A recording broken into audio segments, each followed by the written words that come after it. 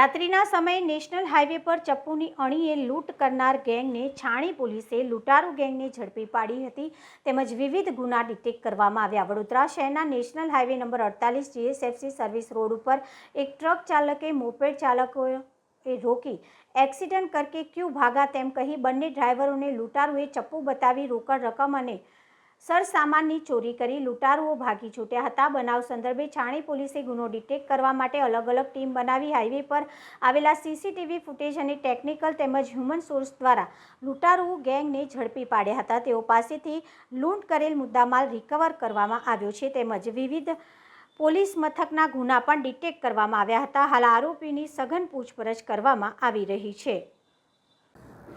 ગઈકાલે રાત્રે આ છાણી નેશનલ હાઈવે 48 ઉપર રાત્રિના 2 વાગે એક ટ્રક કે જે કપાસ ભરેલી હતી અને મહારાષ્ટ્રથી રાજકોટ તરફ જઈ રહી હતી, આ અરસામાં રાત્રિના 2 વાગે એને મોપેડ ઉપર 3 સવારી 3 ઈસમો આવી આ ટ્રકને આંતરેલ અને હિન્દીમાં तुमने एक्सीडेंट क्यों किया है और क्यों भाग रहे हो एम बात करी ड्राइवर અને કંડક્ટર સાથે માથાકૂટ કરેલી અને તેમની પાસેથી રોકડ બંને પાસે કુલ 4800 રૂપિયા રોકડા હતા અને બંને પાસે એક મોબાઈલ હતો। આ બંને લૂંટી અને આ મોપેડ ઉપર ભાગી ગયેલા, જે મતલબે આ ડ્રાઈવરે પોલીસનો તાત્કાલિક સંપર્ક કરેલો। છાણી પોલીસ અને બીજી પોલીસ સ્થળ ઉપર પહોંચી અને ઘટના સંદર્ભે આખા રોડ ઉપરના સીસીટીવી ખેંચેલા તેમજ હ્યુમન રિસોર્સથી પણ માહિતી મળેલી કે આ લોકો નજીકના જ હોવાનું એક અનુમાન છે, જે આધારે અમે આરોપી સુધી પહોંચેલા। આજરોજ આ આરોપીઓને છાણી પોલીસે અટકાયતમાં લીધેલ છે। હાલ ધરપકડની કાર્યવાહી ચાલુ છે। આ આખી એક ગેંગ છે જેમાં 6 ઈસમો સંડોવાયેલા છે। એ 6 પૈકી 5 ઈસમોની પોલીસે ધરપકડ કરેલી છે અને એક હજુ પકડવાની તજવીજ ચાલુ છે। આ આરોપીઓ પાસેથી આ ગુનામાં ગયેલ સંપૂર્ણ મુદ્દામાલ રિકવર કરવામાં આવેલો છે, જેમાં ફરિયાદી અને એનો ક્લીનર ટ્રકના એ બંનેના મોબાઈલ તેમજ એમના બંને પાસેના રોકડ રૂપિયા 3000 પણ રિકવર કરવામાં આવેલા છે। એવમ આ મોપેડ કે જે ગુનામાં વપરાયેલું છે અને એક મોટરસાઇકલ એ પણ બંને વાહનો રિકવર કરવામાં આવેલા છે। આ 6 આરોપીઓનો ગુનાહિત રેકોર્ડ પણ છે।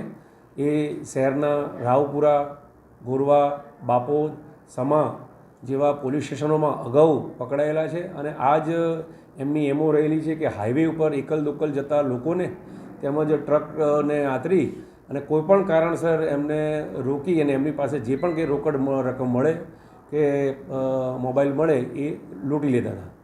તો એકંદરે હાલ છાણી તેમજ બાપોલ પોલીસ સ્ટેશનનો ગુનો ડિટેક્ટ થયેલ છે। વધુ પૂછપરછ ચાલુ છે અને બીજા પણ ગુના ડિટેક્ટ થાય એવી શક્યતા છે। સર, કેટલા આરોપી છે? ટોટલ 6 આરોપીઓ છે, એમાં 5ની ધરપકડ થઈ ગયેલી છે।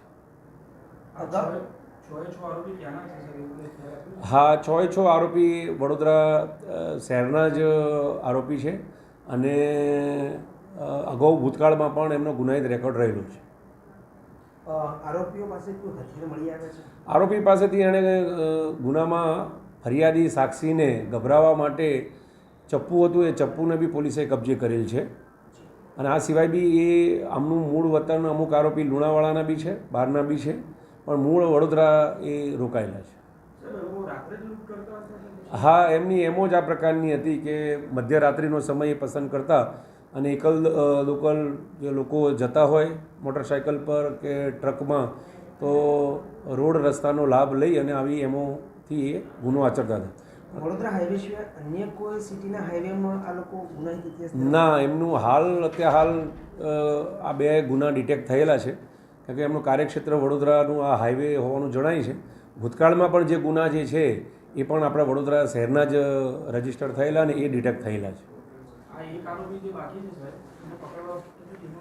અત્યારે જે તે વખતે જ અમે છાણી વડોદરા શહેરની ક્રાઇમ બ્રાન્ચ અને બીજી અન્ય ટીમો લગાડેલી હતી અને હ્યુમન રિસોર્સથી અને સીસીટીવીના માધ્યમથી ગુના શોધાયેલા છે અને એક આરોપી પણ નજીકમાં સમયમાં મળી જશે।